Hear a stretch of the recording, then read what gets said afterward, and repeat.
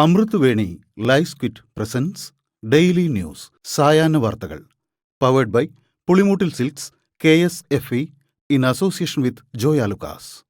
ഇത്തവണ ഫസ്റ്റ് അടിക്കില്ലേ നമ്മള്?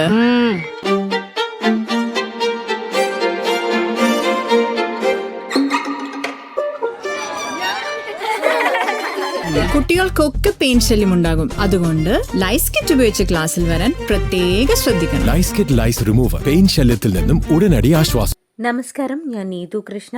ഡെയിലി ന്യൂസിന്റെ സായാഹ്ന വാർത്തകളിലേക്ക് സ്വാഗതം. ഇന്ന് സെപ്റ്റംബർ 17 ബുധനാഴ്ച. ശബരിമലയിൽ നടക്കുന്നത് നമ്പർ 1 തട്ടിപ്പോ, അന്വേഷണത്തിന് ഉത്തരവിട്ട് ഹൈക്കോടതി. ശബരിമലയിലെ സ്വർണ്ണപ്പാളികളുടെ ഭാരത്തിൽ സംശയങ്ങൾ ഉന്നയിച്ചാണ് വിശദ അന്വേഷണത്തിന് ഹൈക്കോടതി ഉത്തരവിട്ടത്. 2019 സ്വർണ്ണപ്പാളികൾ എടുത്തുകൊണ്ടുപോയപ്പോൾ 42 കിലോ ഉണ്ടായിരുന്നുവെന്നും തിരികെ കൊണ്ടുവന്നപ്പോൾ ഭാരം കുറഞ്ഞതായി കാണുന്നുവെന്നും 4 കിലോ കുറഞ്ഞതെങ്ങനെയെന്നും കോടതി ചോദിച്ചു. വിചിത്രമായ കാര്യമാണിതെന്നും കോടതി നിരീക്ഷിച്ചു.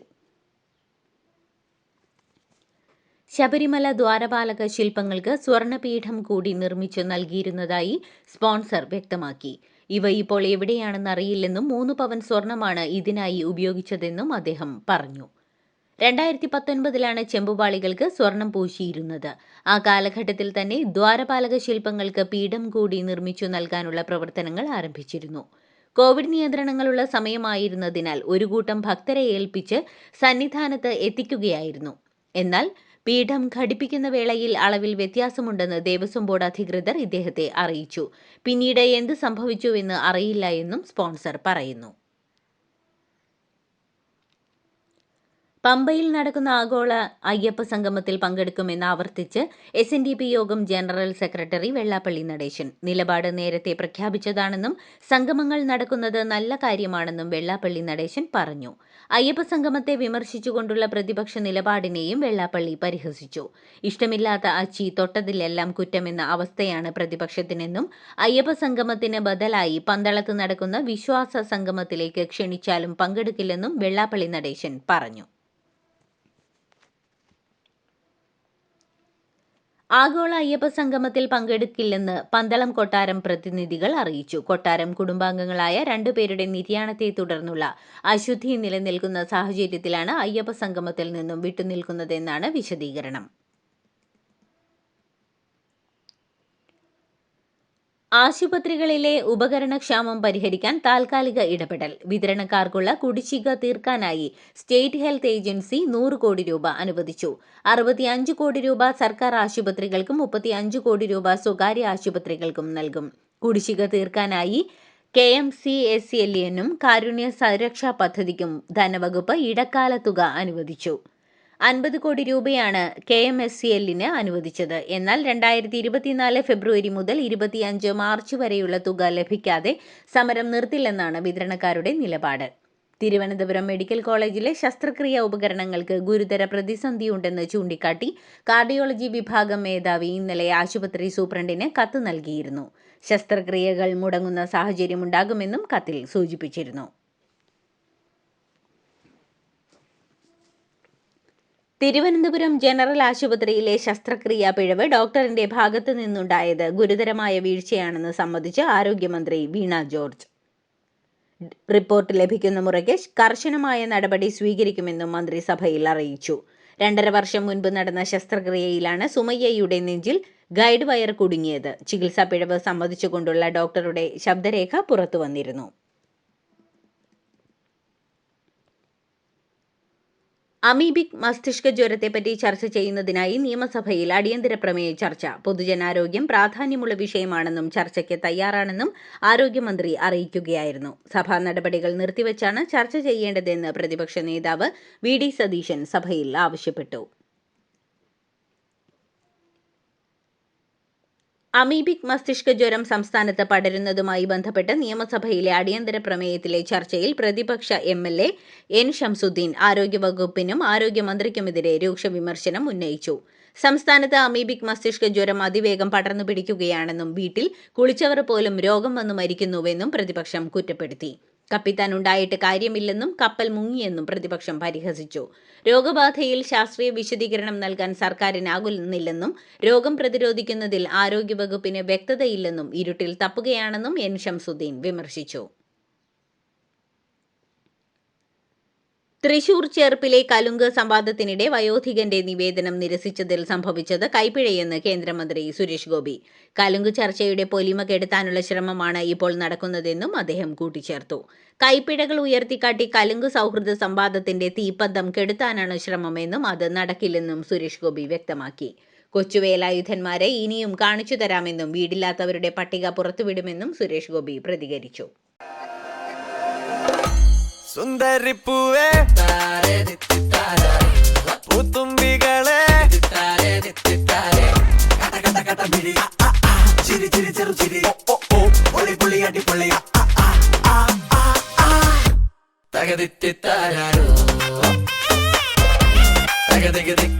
Pulimutil Silks presents Unskippable Onam Collections. Starts at just ₹299.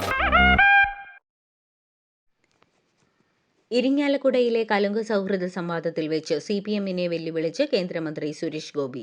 വീട് പണിയാൻ ഇറങ്ങിയവർ കരുവന്നൂരിൽ പണം കൊടുക്കാൻ കൗണ്ടർ തുടങ്ങട്ടെ എന്ന് സുരേഷ് ഗോപി പറഞ്ഞു. കൊച്ചുവേലായുധന് വീട് നിർമ്മിച്ചു നൽകുമെന്ന് പ്രഖ്യാപിച്ച CPM കരുവന്നൂർ ബാങ്കിലെ നിക്ഷേപകർക്ക് പണം മടക്കി കൊടുക്കണമെന്നും അതിനായി കരുവന്നൂരിൽ ഒരു കൗണ്ടർ തുടങ്ങട്ടെ എന്നും സുരേഷ് ഗോപി വെല്ലുവിളിച്ചു. KT ജലീൽ ഒളിച്ചോടിയെന്ന ഫേസ്ബുക്ക് പോസ്റ്റുമായി PK ഫിറോസ്. മലയാളം സർവകലാശാല ഭൂമി തട്ടിപ്പിൽ ഇടപെട്ട രേഖകൾ പുറത്തുവിട്ടതോടെ ജലീൽ മുങ്ങിയെന്നും ജലീലിന് മന്ത്രിസ്ഥാനത്ത് നിന്ന് രാജിവെക്കേണ്ടി വന്നതിന്റെ പകയും നിരാശയുമാണെന്നും പിടിക്കപ്പെടുമെന്നുറപ്പായാൽ ഖുർആൻ ഉയർത്തി കാണിച്ച് രക്ഷപ്പെടാൻ ശ്രമിക്കുന്നുവെന്നും അദ്ദേഹം പരിഹസിച്ചു. മഹാനവമി, വിജയദശമി എന്നീ അവധി ദിവസങ്ങളോടനുബന്ധിച്ച് യാത്രക്കാരുടെ സൗകര്യാർത്ഥം KSRTC ഈ മാസം 25 മുതൽ 14 വരെ പ്രത്യേക അധിക സർവീസുകൾ നടത്തുന്നു. കേരളത്തിലെ വിവിധ കേന്ദ്രങ്ങളിൽ നിന്നും ബംഗളൂരു, മൈസൂർ, ചെന്നൈ എന്നിവിടങ്ങളിലേക്കും തിരിച്ചും സർവീസ് നടത്തും. ഇതിനായുള്ള ഒരുക്കങ്ങൾ പൂർത്തിയായിട്ടുണ്ട്. കണ്ണൂർ കോർപ്പറേഷനിൽ സൈറണിന്റെ ശബ്ദം കുറയ്ക്കുകയോ പകരം സംവിധാനം ഏർപ്പെടുത്തുകയോ ചെയ്തില്ലെങ്കിൽ സൈറൺ കണ്ടുകെട്ടുമെന്ന് കളക്ടർ. എന്നാൽ സൈറൺ ആചാരമെന്നും ഒരു വിട്ടുവീഴ്ചയ്ക്കില്ലെന്നുമാണ് കോർപ്പറേഷൻ കൗൺസിൽ തീരുമാനം. അതിരാവിലെ മുഴങ്ങുന്ന സൈറൺ തന്റെ ക്യാമ്പ് ഓഫീസിലെ ജീവനക്കാർക്ക് ബുദ്ധിമുട്ടുണ്ടാക്കുന്നുവെന്നായിരുന്നു കണ്ണൂർ റേഞ്ച് DIG യതീഷ് ചന്ദ്ര ആദ്യം നൽകിയ പരാതി കൗൺസിൽ ഐക്യകണ്ഠേന തള്ളിയിരുന്നു. ഗാസയിലെ കുഞ്ഞുങ്ങൾക്ക് വേണ്ടി സംസാരിച്ചതിന്റെ പേരിൽ സൈബർ ആക്രമണം നേരിടുന്ന ലീലാവതി ടീച്ചർക്ക് ഐക്യദാർഢ്യവുമായി SFI സംസ്ഥാന പ്രസിഡന്റ് M ശിവപ്രസാദ്.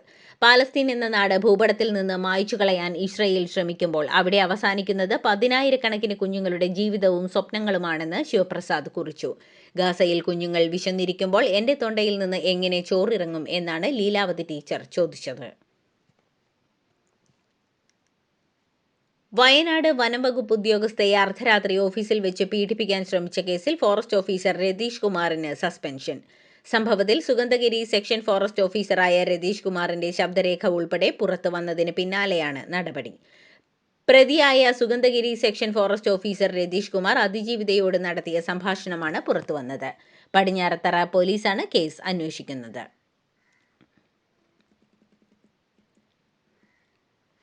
കോട്ടയം നഗരസഭയിലെ പെൻഷൻ തട്ടിപ്പ് മുൻ ക്ലർക്ക് അഖിൽ C വർഗീസ് ഒറ്റയ്ക്കാണ് നടത്തിയതെന്ന് വിജിലൻസ്.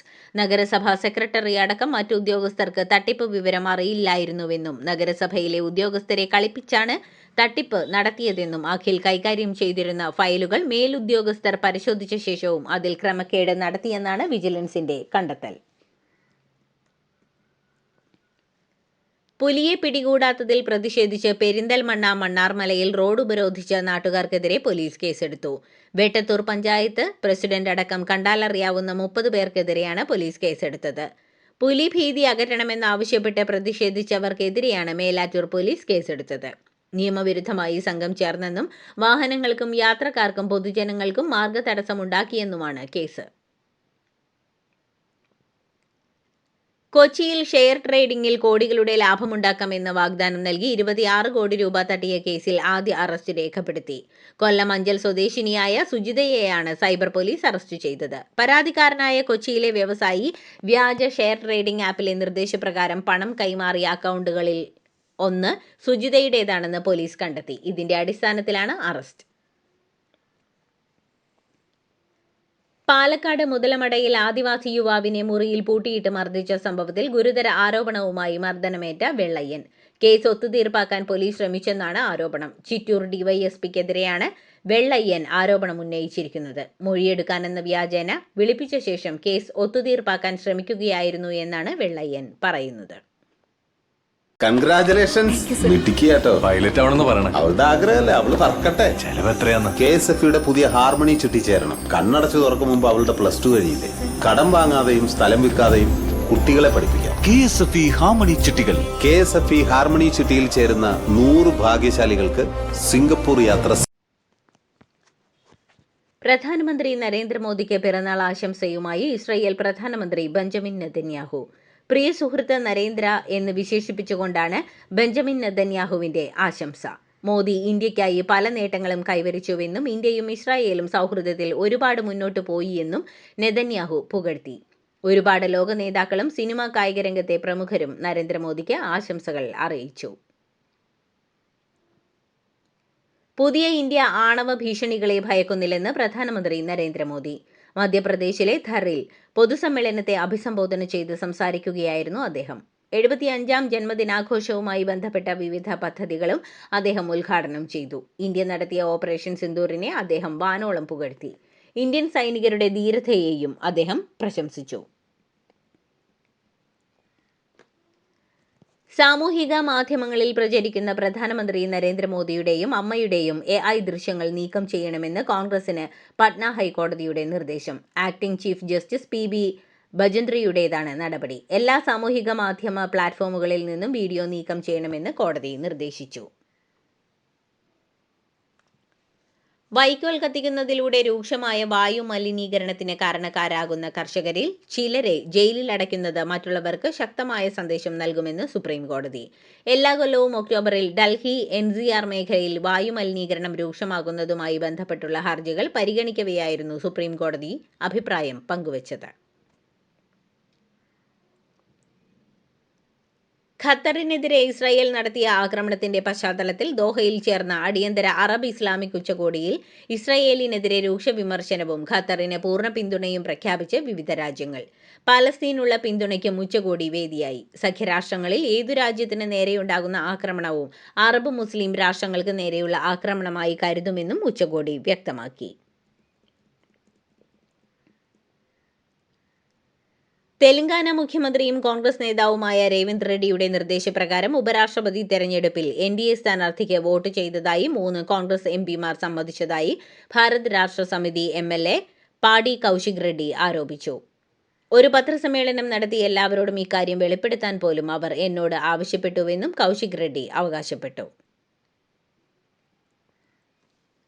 അസം BJP സാമൂഹിക മാധ്യമങ്ങളിൽ പങ്കുവച്ച വീഡിയോ വിവാദത്തിൽ AI വീഡിയോ ആണ് X ഹാൻഡിലിൽ പങ്കുവച്ചത്. BJP ഇല്ലാത്ത അസം എന്ന പേരിലാണ് മുസ്ലിങ്ങളെ മോശമായി ചിത്രീകരിക്കുന്ന വീഡിയോ പങ്കുവച്ചത്. ഇതിനെതിരെ സമൂഹ മാധ്യമങ്ങളിലടക്കം രൂക്ഷ വിമർശനം ഉയരുന്നുണ്ട്. കഴിഞ്ഞ ദിവസമാണ് അസമിൽ BJP ഇല്ലെങ്കിൽ എന്തൊക്കെ സംഭവിക്കുമെന്ന തലക്കെട്ടോടുകൂടിയ വീഡിയോ BJP നേതാക്കൾ പങ്കുവച്ചത്. പൊതുതാൽപര്യ ഹർജി പരിഗണിക്കുന്നതിനിടെയുള്ള സുപ്രീം കോടതി ചീഫ് ജസ്റ്റിസിന്റെ പരാമർശത്തിനെതിരെ പ്രതിഷേധം കടുക്കുന്നു. മധ്യപ്രദേശിലെ ഖജുരാഹോ ജവാരി ക്ഷേത്രത്തിലെ വിഷ്ണു വിഗ്രഹം പുനഃസ്ഥാപിക്കണമെന്ന ഹർജിക്കാരനോട് നിങ്ങളുടെ ഭഗവാനോട് പറയൂ എന്ന് ചീഫ് ജസ്റ്റിസ് പറഞ്ഞിരുന്നു. ഇതിനെതിരെയാണ് പ്രതിഷേധം ഉയർന്നത്. പരാമർശം പിൻവലിക്കണമെന്നാവശ്യപ്പെട്ട അഭിഭാഷകൻ വിനീത് ജിൻഡാൽ ചീഫ് ജസ്റ്റിസിന് കത്ത് നൽകി.